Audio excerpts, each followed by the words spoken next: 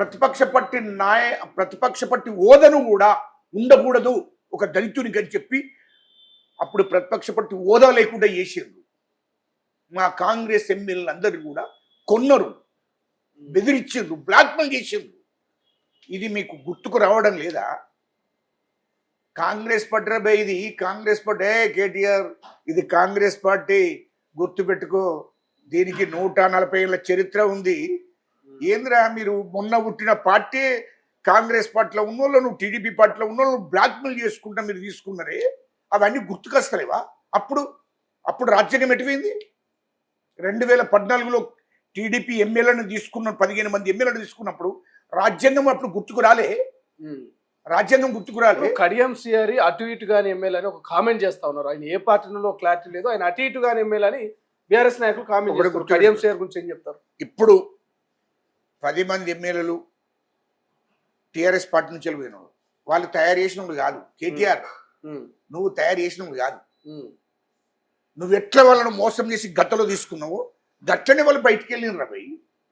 నువ్వు ఎందుకు పరిశీలన అవుతున్నావు? నువ్వు వాళ్ళు కూడా టీఆర్ఎస్ అని చెప్తున్నారు. వాళ్ళు ఆడిన డ్రామా ఎమ్మెల్యేలు కానీ బీసీలు ఎస్సీలు ఎస్టీలు కానీ ఆట ఆడుకుంటారు. అరే కేటీఆర్ అహంతో పోయిను, వెనుకటి కాలం కాదు ఇది. గత 50 ఏళ్ళ కిందట 60 ఏళ్ళ కిందట నడిపించారు మీరు. కానీ ఇప్పుడు కుదరదురా కేటీఆర్, గుర్తుపెట్టుకో. నువ్వు దొరహంకారంతో మాట్లాడుతున్నావు. అంటే మీరు చేస్తే ఒకటి, మా వాళ్ళు చేస్తే ఒకట. మీరు చేస్తే ఒక నీతి, మా వాళ్ళు చేస్తే ఇంకో నీతి. ఆనాడు మా వాళ్ళందరినీ బీసీలను ఎంతమందిని బెదిరించి తీసుకోలేను, ఎస్సీలను ఎంతమంది బెదిరించి తీసుకోలేను. వీళ్ళందరూ ఎవరు? నీ పార్టీలో వచ్చిన వాళ్ళంతా నువ్వు తయారు చేసిన వాళ్ళ, నీ జెండా మీద గెలిచిన వాళ్ళ. 2014లో శ్రీనివాస్ యాదవ్, ఇదే కడియం శ్రీహరి, వీళ్ళంతా మీరు తయారు చేసినది నాకు అర్థం కాలే. మా సబితా ఇందర్ రెడ్డిని, నాగేందర్ను, వీళ్ళందరూ సుధీర్ రెడ్డిని, వీళ్ళందరూ మీరు తయారు చేసినది. వీళ్ళంతా కాంగ్రెస్ రక్తము, టీడీపీ రక్తం రాబోయి.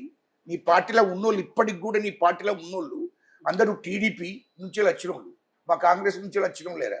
మీరు తయారు చేసిన వాడు ఎవరు లేడు రాబోయి. అది గుర్తుపెట్టుకో. మాట్లాడేటప్పుడు నాలుకే కోసి పడదెంతాం. నా కొడుక తమాషలు చేసి మాట్లాడవు. నువ్వు గతంలో ఎంతమందిని బెదిరించి 2014లో 2018లో మా కాంగ్రెస్ ఎమ్మెల్యేలను బెదిరించి, అదిరించి, బ్లాక్మెయిల్ చేసి, డబ్బిచ్చి, అన్ని రకాలుగా వేధింపుల గురించి డబ్బిచ్చి వీళ్ళందరినీ కొనలేదురా. అప్పుడు రాజ్యాంగం ఎటువైంది? ఈ రాజ్యాంగం గుర్తుకు రాలే. ఇప్పుడు నీతులు చెప్తున్నావా?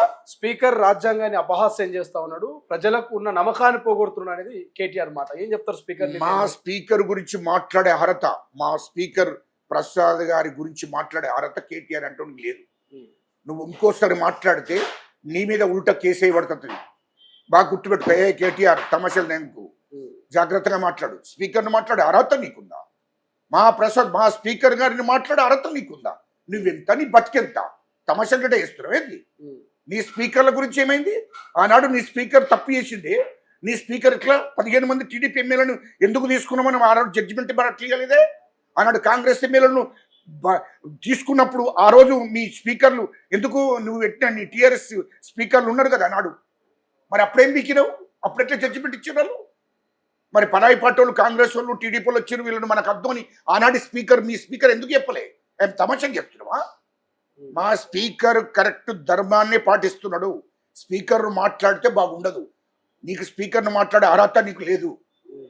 నీ బతికెంతనో నువ్వు గుర్తుపెట్టుకో. నీ బతికెందో, నీ చరిత్ర ఏందో. తమాషాలు గట్టే వేస్తున్నావు. ఇష్టం వచ్చినట్టు ఎవరిని పడితే వాళ్ళని మాట్లాడితే మేము ఊరుకొని చేతులు కట్టుకొని ఊరుకున్నాం. జాగ్రత్తగా మాట్లాడు. రాజ్యాంగం గురించి నీకు తెలియదు, చట్టాల గురించి నీకు తెలియదు. అహంకారం మాత్రమే ఉంది నీ దగ్గర. మాట్లాడే ముందు చాలా జాగ్రత్తగా చదువుకున్నావు. చదువుకున్న పద్ధతిలో ఒక సిస్టమ్ మాట్లాడు. రాహుల్ గాంధీని మాట్లాడతాము, ఏం తమాషాలు చేస్తున్నాము. ఇప్పుడు ఈ అసెంబ్లీలో కూడా ఒక ప్రైవేట్ బిల్లును పెడతాము 6 గ్యారెంటీల మీద. కాంగ్రెస్ ప్రభుత్వము రాకముందు ఇచ్చినటువంటి ఈ 6 గ్యారెంటీలకు సంబంధించి మేనిఫెస్టోలో పెట్టింది, కానీ ఎక్కడ 6 గ్యారెంటీలు అమలు అయితే లేవు. దీని మీద ఒక ప్రైవేట్ బిల్లు పెడతాం, మీరు సిద్ధంగా ఉండాలి, మేము అడిగే ప్రశ్నలకు సమాధానం చెప్పాలని కేటీఆర్ అంటున్నారు రేపు జరగబోయే బడ్జెట్ సమావేశంలో. పార్టీ సిద్ధంగా ఉన్నదా? రోడ్డు పంట కుక్కలు బాగా మరుగుతాయి, అందులో కుక్కలు అంతే తప్ప మేము పరిగణలోకి తీసుకోవాల్సిన అవసరం లేదు.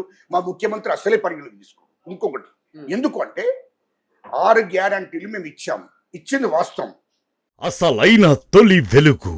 ఫాలో వాట్సాప్ @తొలి వెలుగు official.